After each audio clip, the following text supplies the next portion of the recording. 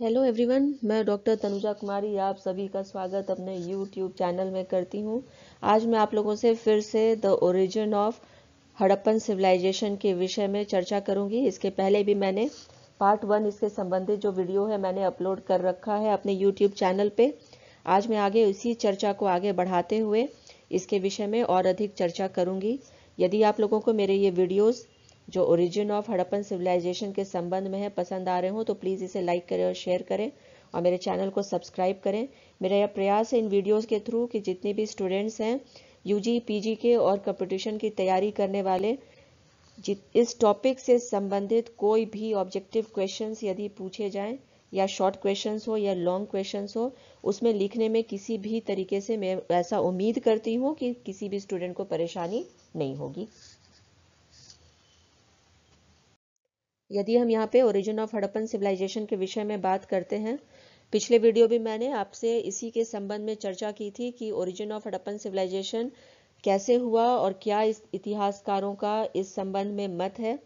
इसके विषय में मैंने आप लोगों से जो पार्ट 1 इस वीडियो का है उसमें मैंने इस पे भी चर्चा की थी कि जो ओरिजिन ऑफ हड़प्पन सिविलाइजेशन है कोई ऐसा घटनाक्रम नहीं था कि अचानक से कोई भी सभ्यता की उत्पत्ति हुई हो और ना ऐसा संभव है कि कोई भी सभ्यता का अचानक से उदय हो।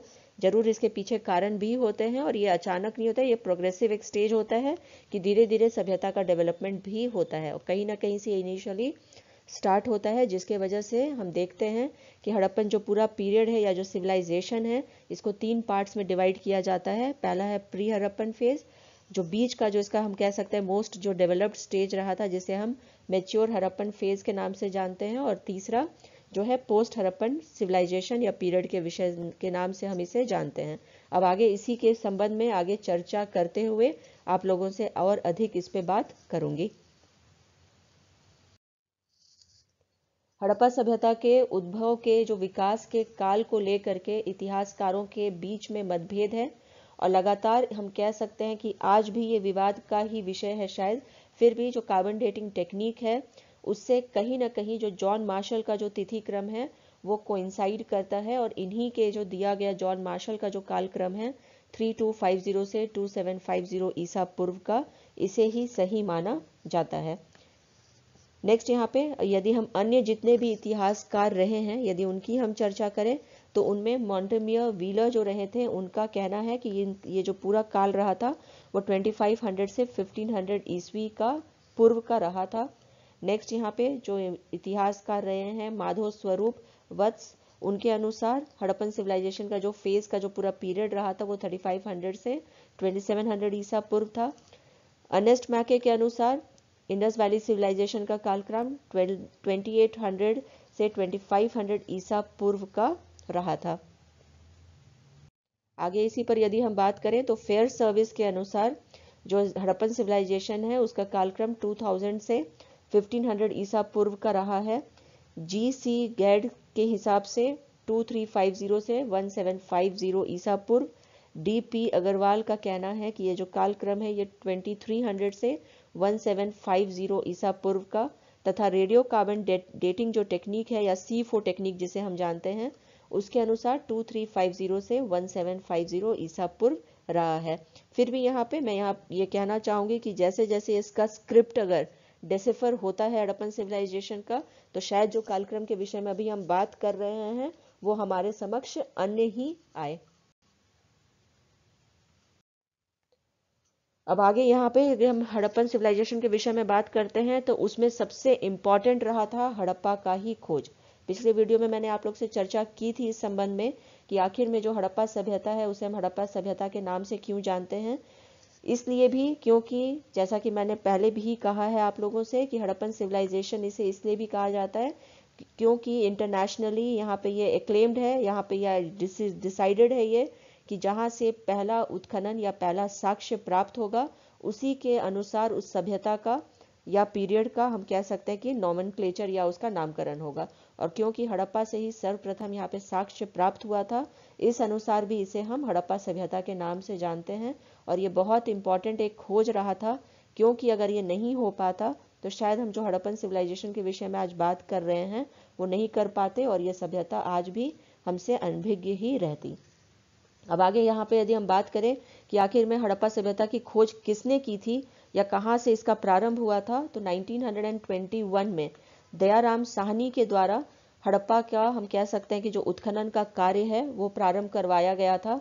और यहाँ पे यदि हम चर्चा करें कि जो हड़प्पा का जो क्षेत्र है वो कहाँ पे आता है, तो पाकिस्तान के पंजाब प्रांत में मोंटगोमरी जिले में रावी नदी के तट पर स्थित था। और यहाँ से जो महत्वपूर्ण हमें जानकारियाँ या साक्ष्य जो उपलब्ध हैं उनमें सबसे इम्पोर्टेंट है अनागार, बैलगाड़ी, मनुष्य के शरीर की बलुआ पत्थर की बनी मूर्तियाँ। ये हम कह सकते हैं जो ग्रेट ग्रैनरी ऑफ हड़प्पा है ये बहुत ही इम्पॉर्टेंट हो जाता है, क्योंकि इससे हमें पता चलता है कि हाँ उस समय में स्टोरेज ऑफ ग्रेन्स जो है वो होता था।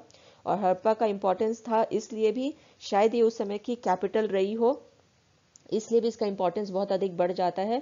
और यहाँ पर ग्रेट ग्रैनरी का हमें साक्ष्य प्राप्त होता है। बैलगाड़ी का इंपॉर्टेंस इसलिए हो जाता है क्योंकि हाँ ये हम पता चलता है कि व्यापार होता था और इसके लिए बैलगाड़ी का उपयोग किया जाता था उस समय में भी। हालांकि यहाँ पे कौन सा शहर कैपिटल था हड़प्पन सिविलाइजेशन का, हड़प्पा रहा था या मोहनजोदड़ो, इसके विषय में विवाद भी है और इसे हम ट्विन कैपिटल के नाम से भी जानते हैं।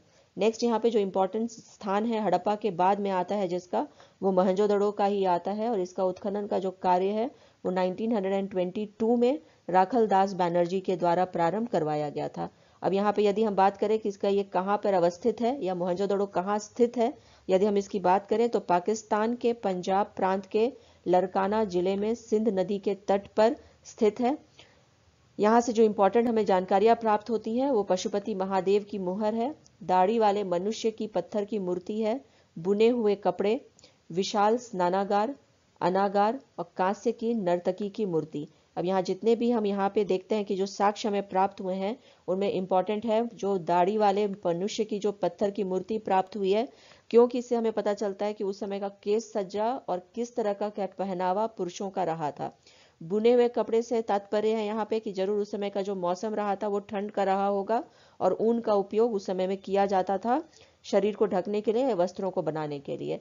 जिस प्रकार से ग्रेट ग्रैनरी जो है वो यहाँ पे हड़प्पा के लिए इम्पोर्टेंट है, उसी प्रकार से जो विशाल स्नानागार या जिसे हम ग्रेट बाथ ऑफ मोहनजोदड़ो के नाम से जानते हैं, इसका इम्पोर्टेंस हो जाता है, क्योंकि ग्रेट बाथ ऑफ जो मोहनजोदड़ो है इससे हमें उस समय के धार्मिक परिवेश के विषय में तथा जो उन्नत इंजीनियरिंग टेक्निक थी उसके विषय में भी हमें महत्वपूर्ण जानकारियां उपलब्ध होती हैं।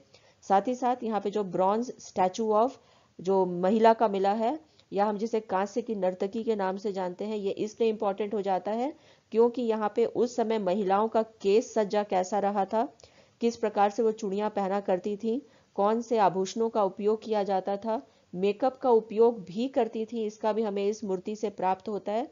इतना अधिक उन्नत बना हुआ है, ये हम कह सकते हैं कि इस मूर्ति से उस समय के उन्नत जो टेक्नोलॉजी या प्रौद्योगिकी रही थी उसकी भी हमें जानकारी इससे प्राप्त होती है, क्योंकि वो जो पॉलिश है इस मूर्ति की वो आज तक उसी प्रकार से बनी हुई है। जितनी भी मैंने यहाँ पे चर्चा की है आप लोगों से अभी 1921 के हड़प्पा के उत्खनन के विषय में या 1922 के मोहनजोदड़ो के उत्खनन के विषय में, कहाँ पे ये स्थित है तथा यहाँ से हमें कौन कौन से उत्खनन से साक्ष्य प्राप्त हुए हैं, ये एग्जाम्स में या कंपटीशन के हिसाब से भी ये बहुत ही इंपॉर्टेंट तथ्य हैं और आपको बिल्कुल इसे ध्यान में रखना चाहिए यदि आप इच्छुक हैं किसी भी क्षेत्र में सफलता अर्जित करने के लिए। नेक्स्ट यहाँ पे जितने भी इंपॉर्टेंट यदि प्लेसेस के विषय में हम बात करें तो ऐसा नहीं है कि सिर्फ हड़प्पा और मोहनजोदड़ो ही इंपॉर्टेंट रहे थे एज अ सिटीज। अलग अलग क्षेत्रों में हमें अलग अलग स्थानों के उत्खनन से जानकारी प्राप्त हुए हैं और उनमें जो है एक इम्पॉर्टेंट आपका सुल्तान गंगदौर जो है उसका भी यहाँ पे साक्ष्य में प्राप्त हुआ है। 1929 में इसके संबंध में जानकारी हुई थी और इसके विषय में जो उत्खनन करता रहे थे वो स्टीन रहे थे और उन्होंने ही इस क्षेत्र के विषय में हमें जानकारी प्रदान की थी। अब ये कहाँ अवस्थित है इसके विषय में यदि हम बात करें तो पाकिस्तान के दक्षिण पश्चिमी राज्य बलूचिस्तान में दाश्त नदी के किनारे पर स्थित है तथा इसके विषय में यदि और हम अधिक बात करें तो हड़प्पा और बेबीलोन के बीच व्यापार का यह केंद्र भी रहा था। तो यहाँ पे जो सुल्तान गंगदौर रहा है ये व्यापारिक दृष्टिकोण से भी बहुत ही इंपॉर्टेंट रहा था और बेबीलोन के साथ में या मेसोपोटामियन सिविलाइजेशन के साथ में ये जोड़ने का या केंद्र बिंदु की तरह भी कार्य किया था। इसका इंपॉर्टेंस इसलिए भी है क्योंकि यहाँ पे जो है घोड़े का उत्खनन में उनकी हड्डियां भी प्राप्त हुई हैं। उस संबंध में भी हम कह सकते हैं कि इस प्लेस का इंपॉर्टेंस बढ़ जाता है, क्योंकि इतिहासकारों के बीच में लगातार यह विवाद का विषय है कि जो घोड़े हैं वो भारत में प्रवेश किए थे आर्यों के साथ में या जब ऋग्वेदिक काल प्रारंभ होता है। परंतु यहाँ पे घोड़ों के जो हम कह सकते हैं कि उनका जो हड्डियां मिली हैं या जो स्केलेटन मिला है, जबड़े का पार्ट जो स्पेशली यहाँ से प्राप्त हुआ है, इससे हम कह सकते हैं कि शायद जो है हड़प्पन सिविलाइजेशन के लोगों को घोड़े के विषय में भी जानकारी रही होगी। नेक्स्ट इंपॉर्टेंट जो यहाँ पर प्लेस आता है वो चनुदड़ों का आता है। इसके विषय में सबसे पहले जो जानकारी देने वाले इतिहासकार रहे थे वो NG मंजुमदार रहे थे। 1931 में सबसे पहले इसकी जानकारी प्राप्त हुई थी। यदि ये कहाँ अवस्थित है इसकी हम चर्चा करें तो यह सिंधु नदी के तट पर सिंध प्रांत में स्थित रही है। और यहाँ पे सबसे इंपॉर्टेंट यदि हम कहें कि यहाँ पे क्या हमें साक्ष्य प्राप्त हुई है तो वो मनके बनाने की जो दुकानें रही थी वो हमें चनुदड़ों से प्राप्त हुई है।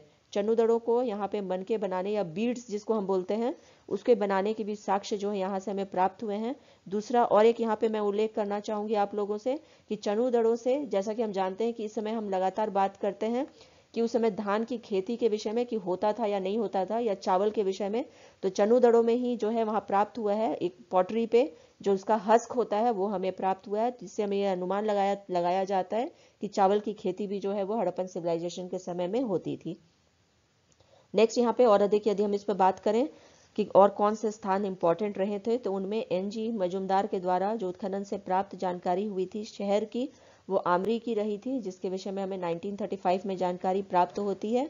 और ये कहाँ अवस्थित है इसके विषय में यदि चर्चा की जाए तो ये सिंधु नदी के तट पर स्थित रही थी और माना जाता है कि यहाँ से हिरण के साक्ष्य जो है वो प्राप्त हुए हैं। नेक्स्ट अन्य यदि हम स्थानों में बात करें तो उनमें कालीबंगा का स्थान भी इंपॉर्टेंट है। इसके विषय में कि कौन से इसके उत्खनन करता रहे थे तो अलमानंद घोष जो है वो रहे थे। इसका साक्ष्य प्राप्त हुआ है 1953 में। कहाँ अवस्थित है यदि इसके विषय में हम चर्चा करें तो यह राजस्थान में घग्गर नदी के किनारे स्थित है। यहाँ से ऊंट की हड्डियां प्राप्त हुई हैं, अग्नि की वेदिकाएं प्राप्त हुई हैं और लकड़ी का हल यहाँ से प्राप्त हुआ है। कालीबंगा का इंपॉर्टेंस यहाँ पे इसलिए भी है क्योंकि जब हम बात करते हैं टाउन प्लानिंग के विषय में तो जो है ऐसे हम जब भी बात करते हैं कि किस प्रकार के ड्वेलिंग हाउसेज रहे थे हड़प्पन सिविलाइजेशन में, तो हम जानते हैं कि वो जिस प्रकार से उसके उपयोगिता के अनुसार सिंपल ऑस्टर जो है वो बिल्डिंग्स थे या ड्वेलिंग हाउसेज रहे थे। परंतु कालीबंगा ही एक ऐसा अपवाद स्वरूप हमें स्थान प्राप्त होता है जहां से टाइल्स का या फिर हम कह सकते हैं डिजाइन टाइल्स का हमें उपयोग का जानकारी यहाँ से प्राप्त होता है। नामकरण के विषय में यदि बात किया जाए तो क्योंकि यहाँ से काले जो है चूड़ियां या ब्लैक बैंगल्स प्राप्त हुई थी इसलिए से हम कालीबंगा के नाम से जानते हैं। नेक्स्ट यहाँ पे इंपॉर्टेंट जो है 1953 में S राव के द्वारा जो है लोथल के उत्खनन के विषय में जो जानकारी हमें प्राप्त होती है ये बहुत इंपॉर्टेंट है। ऐसे भी यदि हम हड़प्पन सिविलाइजेशन के व्यापारिक दृष्टिकोण से बात करें तो लोथल बहुत अधिक इंपॉर्टेंट हो जाता है क्योंकि ये सिंगल ऐसा प्लेस है जहाँ पे डॉकयार्ड का हमें जानकारी प्राप्त होता है। अब यहाँ पे यदि हम बात करें कि कहाँ ये अवस्थित है तो गुजरात के भोगवा नदी के किनारे ये अवस्थित है। यहाँ से भी हमें अग्नि वेदिकाएं प्राप्त हुई हैं, शतरंज के खेल के साक्ष्य, मानव निर्मित बंदरगाह, गोदीबाड़ा और चावल की भूसी, ये सभी हमें यहाँ से प्राप्त हुए हैं। किस प्रकार से अनुमान लगाया गया कि यहाँ पे ये गोदीबाड़ा या डॉकयार्ड रहा था, क्योंकि यहाँ से जो मनके प्राप्त हुए हैं वो सील्स में जो है नाव का या जहाज का हमें यहाँ पे उत्केरित चित्र मिला है, जिससे पता चलता है कि इस क्षेत्र से यहाँ से व्यापार होता था और ये समुद्र के तट पे भी है, इसलिए माना जाता है कि यहाँ से जितना भी व्यापार होता था मेसोपोटामियन सिविलाइजेशन के साथ में वो लोथल के थ्रू ही होता था। नेक्स्ट यहाँ पे यदि हम बात करें इंपॉर्टेंट प्लेसेस का अन्य जितने भी रहे हड़प्पन सिविलाइजेशन के उनमें सुखदोदा भी आता है। इसके उत्खनन के विषय में या जानकारी प्राप्त हुई यदि उसकी हम बात करें तो ये 1964 में हुआ था। इसके उत्खननकर्ता कौन से रहे थे तो JP जोशी इसके रहे थे। कहाँ अवस्थित है ये प्लेस तो ये इसके बारे में बात किया जाए तो गुजरात में स्थित है। इंपॉर्टेंट क्या है कि यहाँ मनके प्राप्त हुए हैं तथा घोड़े की हड्डियां प्राप्त हुई हैं। दो ही स्थान हैं पूरे हड़प्पन सिविलाइजेशन में जहां से हमें घोड़े की हड्डियों के साक्ष्य प्राप्त हुए हैं, जैसा कि मैंने पहले कहा। एक तो हो गया आपका सुक्ता जेंदौर जो है वहां से और दूसरा सुखदोदा से। अब आगे यहाँ पे हम बात करें यदि अन्य इंपॉर्टेंट जितने प्लेसेस हैं उनमें बनवाली भी आता है। इसके उत्खनन जो करता रहे थे वो RS विष्ट रहे हैं और इसकी जानकारी हमें 1974 में प्राप्त हुई थी। कहाँ अवस्थित है बनवाली यदि हम इसके विषय में बात करें तो हरियाणा के हिसार जिले में स्थित है। यहाँ से क्या प्राप्त हुआ है यदि उसकी हम बात करें तो यहाँ से मनके प्राप्त हुए हैं, जौ प्राप्त हुआ है, हड़प्पा पूर्व और हड़प्पा संस्कृतियों के साक्ष्य प्राप्त हुए हैं। एक यहाँ पे और इम्पोर्टेंट उल्लेख मैं यहाँ से करना चाहूँगी कि यहाँ पे से जो है लकड़ी का जो हल होता है वो भी प्राप्त हुआ है। साथ ही साथ जो लकड़ी की बनी हुई नालियाँ, जैसे जब भी हम टाउन प्लानिंग का बात करते हैं हड़प्पन सिविलाइजेशन का, तो उस समय में जितने भी नालियाँ बनी हुई होती थी वो सन बर्न्ट ब्रिक से बनी हुई होती थी, पर बनवाली में जो साक्ष्य प्राप्त हुआ है नालियों का वो लकड़ी के बने हुए नालियों का प्राप्त होता है। और बनवाली में हमें ये भी प्राप्त होता है कि जो घेरा हुआ होता था शहर या टाउन्स, जो वहां पे बाहर में एक जैसे साइन बोर्ड होता है वो गिरा हुआ मिला है जिसमें कुछ लिखित है जो अभी पढ़ा नहीं जा सका है, पर यह पता चलता है कि किसी भी शहर में प्रवेश के पहले ही एक साइन बोर्ड भी हुआ करता था जहां पे शायद जो नाम लिखा हुआ है वो शहर का नाम ही लिखा हुआ हो। नेक्स्ट यहाँ पे अन्य जितने भी प्लेसेस हैं उसकी बात करें तो उनमें धोलवीरा भी आता है। इसकी जानकारी हमें 1958 में मिली थी तथा इसके जो उत्खनन करता रहे थे वो RS विष्ट रहे थे। कहाँ ये अवस्थित है यदि उसकी हम चर्चा करें तो गुजरात में कच्छ के रन में यह स्थित है। यहाँ से प्राप्त किया हुआ है इसके विषय में यदि बात की जाए तो जल कुंड और जल निकासी के प्रबंधन के संदर्भ में ये स्थान इंपॉर्टेंट हो जाता है। अब यहाँ पे यदि हम आगे और इस पे बात करें हड़प्पन सिविलाइजेशन के विषय में कि आखिर में इसका प्रारंभ कैसे हुआ, कैसे ये प्रकाश में आया, तो पहले भी जैसे मैंने जितने भी स्थानों के भी आप लोगों से चर्चा की है वहां भी मैंने आप लोगों से कहा कि हड़प्पा सभ्यता की पहली जानकारी हमें हड़प्पा से प्राप्त हुआ। किसने करवाई थी? पहला जो है इसमें प्रारंभ इसके संदर्भ में कार्य तो दयाराम साहनी, और इसका प्रारंभ जो हुआ था वो 1921 में हुआ था। और 1922 में मोहनजोदड़ो का उत्खनन किया गया था जिसको करने वाले जो थे प्रारंभ कार्य RD बैनर्जी रहे थे। मोहनजोदड़ो का जो है यदि हम बात करें उसके शाब्दिक अर्थ के विषय में तो ये जो है सिंधी भाषा के शब्द से आता है जिसे मुर्दों का टिला या मोहनजोदड़ो कहा जा सकता है, और यहीं से इसे नामकरण जो है इसका मोहनजोदड़ो हुआ था। दोनों ही जैसा कि मैंने पहले भी आप लोगों से कहा हड़प्पा और मोहनजोदड़ो सबसे इंपॉर्टेंट प्लेसेस में रहे थे हड़प्पन सिविलाइजेशन के। हड़प्पा सभ्यता का कालक्रम जॉन मार्शल के द्वारा 3250 से 2650 ईसा पूर्व दिया गया है। पाकिस्तान तथा पश्चिमी भारत के क्षेत्रों में सिंधु सभ्यता एक परिपक्व एवं विकसित सभ्यता के रूप में दृष्टिगोचर होता है। सिंधु सभ्यता के उद्भव एवं विकास के संदर्भ में इतिहासकारों के मध्य मतभेद है। सिंधु सभ्यता के निर्माता कौन थे, कहां से वो आए थे, इस विषय में निश्चित रूप से कहना अभी भी मुश्किल है।